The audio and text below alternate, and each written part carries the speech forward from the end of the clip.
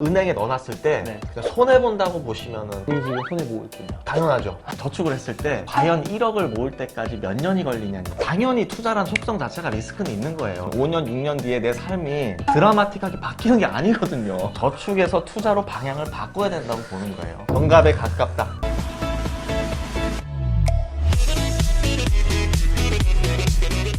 오늘의 주제는 바로 부동산입니다. 함께 이야기 나누실 분을 소개하겠습니다. 안녕하세요. 네, 반갑습니다. 그 종잣돈은 적금으로 만드는 게 아니라고 말씀을 하시던데. 아, 책에 써놨죠? 네네. 그게 대표님 의견이신 거잖아요. 당연하죠. 네. 그럼 뭘로 만들어야 돼요? 아, 이거를 저축으로 종잣돈을 만들려고 네. 하시는 분들이 많더라고요. 네네. 제가 보면 참 안타까운데 네. 보통 직장인들 급여가 뭐 3, 400만 원이라고 가정을 하면 네. 내가 절반 정도 지출을 하고 그쵸. 절반 가지고 저축을 했을 때 과연 1억을 모을 때까지 몇 년이 걸리냐는 얘기죠. 너무 오래 걸려요. 예를 들어서 150만 원씩 1년 내내 저축을 하면 1,800만 원, 네. 이자 뭐 정말 잘 굴려서 2천이라고 해도 5년. 기본 5년이네요. 근데 실제로 직장인들 중에 150 이상 못 모읍니다. 5년 내내 저축하는 분 드뭅니다. 맞아요. 그럼 어찌어찌해서 모았다고 치자고요. 네. 그럼 5년, 6년, 7년 뒤에 네. 그 돈의 가치가 가만히 있어요? 확실히 떨어져 있단 말이에요. 저는 그런데 베팅을 하고 싶진 않아요. 당연히 투자란 속성 자체가 리스크는 있는 거예요. 위험할 수 있죠. 근데 저축을 해서 이걸 내가 무슨 5년, 6년 뒤에 내 삶이 드라마틱하게 바뀌는 게 아니거든요. 안 바뀌죠. 그러면 뭔가 한번 걸어봐야 되지 않아요? 저는 주식 투자는 안 해요. 예, 못해요. 왜? 모르니까. 모르니까. 이 부동산은 실물 자산이잖아요. 주식처럼 이렇게 순식간에 뭐 이렇게 휴지 조각이 되는 경우가 없어요. 상태가 될 일은 없죠. 없죠. 땅은 남고. 땅이 싱크홀이 생기잖아요. 어느 정도 실물 자산에 대한 이 든든한 안정감이 있더라고요. 그래서 만약에 내 삶이 정말 이거는 앞이 너무 안 보여. 네. 그러면 조금 저축에서 투자로 방향을 바꿔야 된다고 보는 거예요. 그럼 어디에 투자한다면 아무래도 실물인 부동산 쪽이 좀 더 저는 안정적이라고 봐요. 사람들이 주식을 많이 하는 이유는 저는 이런 것 같아요. 네. 주식 가격이 천차만별이지만 어쨌든 내 돈 100만 원 가지고도 할 수 있는 게 되게 많잖아요. 100만 원 가지고 할 수 있죠. 어쨌든 몇 주를 살 수 있잖아요. 네. 그쵸. 근데 부동산은 사실 그게 아니잖아요.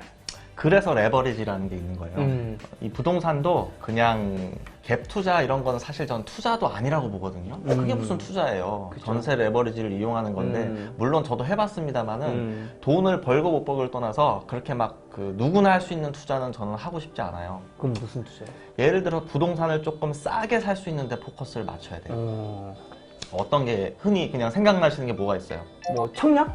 청약도 싸게 살 수는 있죠. 그쵸. 거기 뭐가 들어가? 기본 경쟁률이 들어가잖아요. 그쵸. 그거 싸게 살 수 있어요. 또 맞아요. 경매. 경매. 네, 두 개. 근데 경매는 좀 사람들이 위험해서 좀 부담스러운 것 같고 보니까. 아, 그렇군요. 네. 아직도 인식이 조금 근데 그러니까요. 바뀌셔야 돼요. 그러니까요. 요즘에는 경매 대학생들도 많이 해요. 와. 그만큼 인식 자체가 많이 바뀌었고요. 네. 아, 물론 제가 경매를 주업으로 하니까 쉽다고 말씀드릴 수 있는데. 그렇죠. 아시니까. 예. 근데 저도 말씀드렸지만 평범한 네. 직장인이었잖아요. 예, 여지껏 제가 경매 한 140건 낙찰을 받아봐도 네. 위험한 게 단 한 건도 없었어요. 어떻게든 다 해결이 다 됐고 정말 위험한 거는 안 하셔도 돼요. 그냥 안전한 거 이런 것만 얼마든지 하셔도 네. 부동산 싸게 살 수 있는 거예요. 이제 또, 지금 청약 경매 얘기하고 또 뭐가 있어요? 또 자산관리공사에서 진행하는 캠코, 공매, 또 제가 주로 쓰는 등기부상 하자, 뭐 대입연재, 네. 제가 지금 하는 업이 MPL, 네. 뭐 이런 다양한 방법들이 있단 말이에요. 네네. 이런 다양한 방법들을 활용을 해서 네. 부동산을 그냥 싸게 사는데 포커스를 맞춘 거예요, 저는. 그러면 자연스레 내 매입 단가가 낮잖아요. 그럼 그 자체로 리스크 해치가 되는 거예요. 레버리지도 겁낼 게 아니란 뜻이에요. 싸게만 살 수 있다면 네. 내가 돈이 없는데 리스크도 안기 싫고 빚도 내기 싫어. 뭐 어떻게 하라고. 그렇죠.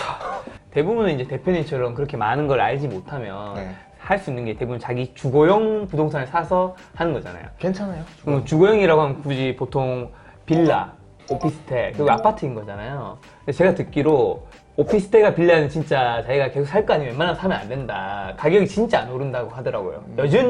그래서 아파트를 사야 된다. 그래서 여전히 지금도 그런지. 거의 90% 이상은 맞는 말씀이에요. 예, 일단은 오피스텔이나 빌라는 아파트에 비해서 일단 환금성 자체가 많이 떨어집니다.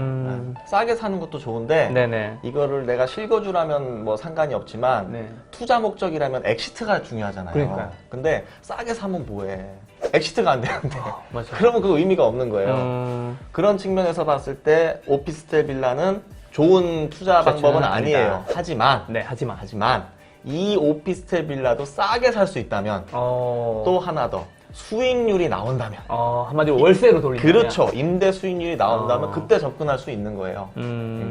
한마디로 매매로 접근하면 안 되고 네. 월세 주는 용도로 접근할 때는 좋은 투자처가 될 수 있다. 네, 실제로 제가 한 지역에 9호선 라인에 정말 초역세권에 똑같은 아파트를 경매로 받고요. 네. 한 2달 있다가 똑같은 3룸 오피스텔을 경매로 받았어요. 각각 아파트는 한 3억 5천. 네. 그 다음에 그 3룸 그 오피스텔은 감정가가 4억이었는데 제가 그거를 2억 8천에 받았어요. 와. 그런데 1억 2천 번 거네요.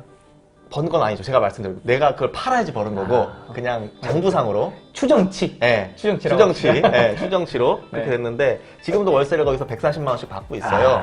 받고 네. 있지만 그 2억 8천에 받은 게 오피스텔인데 거래 비용이 비싸요. 네. 4.6% 거의 뭐 등기 비용까지는 5%. 그만 2천만 원 들어가잖아요. 맞아. 그 거래할 때 돈을 내야 되잖아요. 그럼요. 취득세라는 게 어. 아파트에 거의 4배가 넘는단 말이에요. 그러면 내 인풋이 일단은 3억이라는 돈이 들어갔죠. 네. 물론 임대보증금 2천을 회수했지만 네네. 그게 지금 현재 시점에서 네. 한 5년이 지났거든요. 네. 지금 현재 4억이에요. 안 올랐다는 얘기군요. 거의 안 올랐죠. 물론 남들은 그래도 지금 당장 팔면 4억에 팔려요.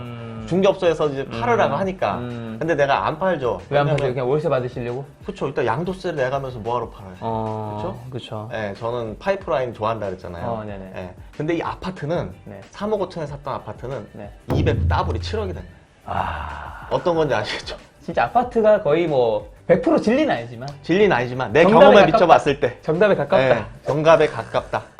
저금리 지속이 네. 수익형 부동산을 춤추게 한다고 또 표현을 많이 하시던데 네. 그거 왜 그런 거예요? 많은 분들이 이 금리 가지고 네. 금리 올라가면 그거 어떻게 할 거냐고 투자들을 많이 못 하시더라고요. 네네. 근데 금리 갖고 투자를 못 하는 게 아니에요, 사실은. 그럼요. 그러니까 금리를 오를 수 있는 조건이 돼야 올리는 거지. 네네. 경기가 안 좋은데 금리 올릴 수 있어요? 없죠. 못 올려요. 네네. 그러니까 조금 긍정적으로 좀 마인드를 오히려 바꿔보세요. 금리를 한 방에 올리면 경제가 어떻게 돼요? 아작나죠. 아장나죠. 네. 저금리가 저는 앞으로도 하향 안정된다고 봤던데 베팅을 한 거고 후계 뭐 주요한 거고 네네. 그쵸? 앞으로도 쉽게 올리기 어렵다고 보는 거고 네. 예. 이 저금리는 이게 막 어렵게 저축을 막 이렇게 하는 뭐 은퇴 소득자라든지 네. 이런 사람들을 좀 힘들게 만들어요. 금리가 예전에는 우리 20년 전 봐봐요. 10% 뭐 이렇게 했다면서요? 15%, 20%, 뭐 적금 넣으면 한 3, 4년 만에 더블 돼버리는 거예요. 그러니까. 고성장 시대에는 맞는 투자법이지만 네. 지금은 이제 저성장 시대잖아요. 그쵸. 내 투자 방법도 이제 조금씩 바뀌어야 되는 거예요.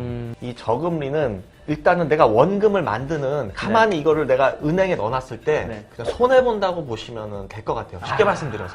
네. 그냥 은행에 넣어두면 난 손해인 거야, 그냥. 제 돈이 지금 손해보고 있군요. 당연하죠. 네. 저는 너무 답답한 거예요, 그게. 손해보고 있구나. 생존하기 위해서 네. 그거를 자꾸 굴리는 연습을 해야 돼요. 물론 저도 예전에는 처음에는 해봤어요. 네네. 이자 소득세 그 15.4% 떼보고 네네.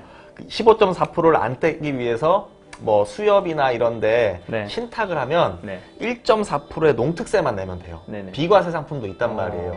뭐 RP나 MMF 저도 금융상품 다 해봤어. 근데 안 해보고 하는 게 아니라 네. 해보니까 내가 실제 이거를 갖다 어떤 실물이든 주식이든 채권이든 뭐든 투자하는 것만큼 좋은 걸 못 봤어. 왜? 저금리 시대니까. 그런 말 있잖아요. 왜 그 가난은 네. 나라님도 구제해주지 못한다. 그 나라님이면 옛날에도 그런 말이 있었던 거예요. 그러니까 그쵸. 대통령 그 막강한 그 파워를 가진 사람도 개개인의 가난은 해결해 어떻게 줄 할 수 없는 수가 없어요. 왜? 마인드 자체가 일단은 바뀌기가 어렵거든요. 그런 차원에서 다음 질문이 굉장히 연결될 것 같아요. 빚을 두려워하면 네. 아무것도 못한다라고 말씀 많이 하시던데 사실 그 말이 지금 아까 말씀하신 것과 연결되는 것 같아요. 그럼요. 일맥상통하죠. 사실 제가 한 번도 대출을 해본 적이 없어요. 딱 제가 그런 유형의 사람인 것 같아요. 저는 안전하게 차곡차곡 올라가는 걸 좋아하는 스타일인데 저 같은 사람에게 훈계하는 뭔가 멘트 필요한 것 같아요. 그래요? 어떻게 좀 세게 해도 괜찮아요? 괜찮아요. 제가 감당할 수 있어요. 어떻게 하면 돼요? 우리 김 작가님처럼 제 그 오래된 네. 한 25년 넘은 우리 네. 그 알친구들도 네. 김 작가님 같은 분들 너무 많아요. 아, 붕친구님들. 네, 붕친구님들도 네.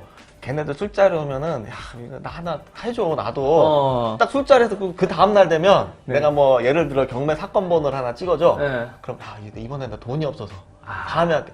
그럼 내가 걔한테 다음에 또 전화할까요? 무서운 거지. 무서워요. 아, 우리 그러니까. 와이프가 그러면 일단 절실하지 않다고 보는 거예요. 네. 심지어 저는 네. 할부도 안 하거든요. 태생적으로 뭔가 빚이라는 걸 별로 안 좋아하는 스타일인 거죠. 그렇죠. 그러면 사실 빚을 이게 레버리지를 할 수는 없는 거잖아요. 그런 경우는 괜찮아요. 만약에 김 작가님이 네. 요렇게 소소하게 살다가 네. 한 우리 부모님이 재벌이야. 네네. 그래서 2, 30년 뒤에 뭐 한 50억씩 줘. 그러면 지금 삶이 딱 좋아요. 제발 아니에요, 제발. 예. 아니면은 뭐 내 와이프가 뭐 연봉 한 3, 4씩 벌어. 그것도 괜찮아요. 아니 이런 건 어때요? 예. 그냥 제가 고연봉자가 되면 되는 거 아 아니에요? 그렇죠. 그것도 괜찮아요. 저는 약간 그런 마음으로. 예.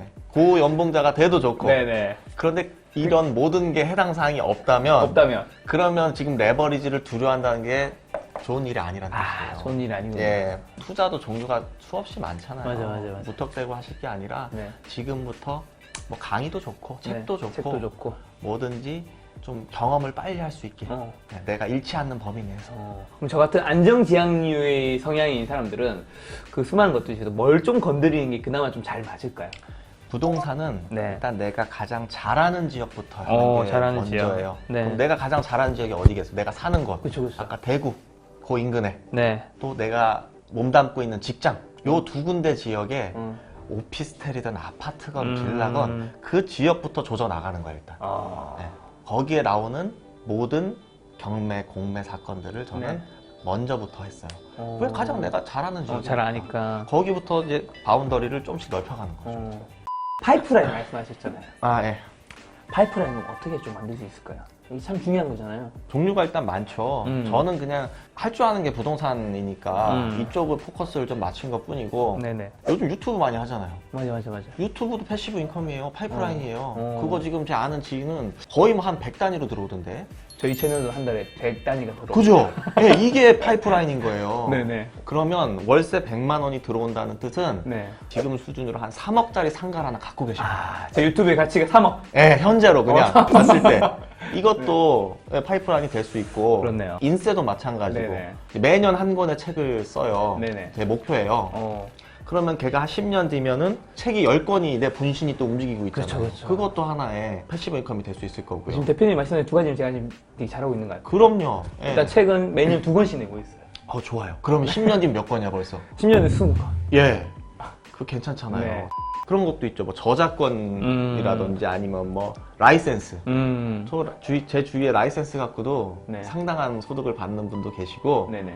부동산 투자만 있는 게 아니라 뭐 주식 배당금도 있고 부동산 월세도 있고 이런 그 파이프라인에 파이프라인. 예, 조금 초점을 맞추자. 파이프라인을 만들어야지 매달 들어오는 어느 정도의 월세라든가 어떤 일정 금액이 들어오는 거잖아요. 그러니까 자산이 사실 큰 의미가 없다니까 그게. 자산은 그거는 내가 지금 현재 이게 통장에 찍힌 세후 소득이 아니에요. 이게 어떻게 될지 몰라 또. 뭐 외부 충격이 올 수도 있잖아요. 하다못해 전세보증금도 내가 돌려줘야 될 돈이기 때문에 부채가 많단 말이에요. 그렇죠. 굳이 그런데 막 리스크 있게 투자할 필요가 없고 네. 차라리 이런 내가 몸이 움직이지 않아도 근데 눈 떴을 때 입금 알림이 한 대여섯 개 와 있어봐요. 저도 매일 아침마다 일별 수익이 네. 뜨는 거 보면서 네. 그럼 이제 파이프라인이 네. 사실 수없이 많을 수 있는 거잖아요. 많죠. 그럼 사람들이 어떤 파이프라인을 좀 처음 시작으로 접근하면 좀 좋을까요? 그것도 이제 케바케예요 사실은. 내가 가장 잘하는 것부터요. 나는 부동산의 비읍자도 모르는데 뭐 부동산으로 막 만들겠다고 그러니까 이거 안 되는 투자, 거잖아요. 그런 거 안 돼요. 김 작가님 지금 가장 잘하고 계신 거 유튜브에서 지금 100단위의 수입과 뭐 그런 인세를 목적으로 그게 다 파이프라인. 좀 더 책을 그러니까 더 열심히 써서 좀 더 퀄리티 있는 출판사랑 계약을 하게 노력하는 것도 내 파이프라인 구축을 위해서 노력하는 거예요. 한마디로 자기가 경험이 있고 자신 있는 분야에서 네, 거기부터 시작해요. 파이프라인을 시작해야 된다. 그럼요. 알겠습니다.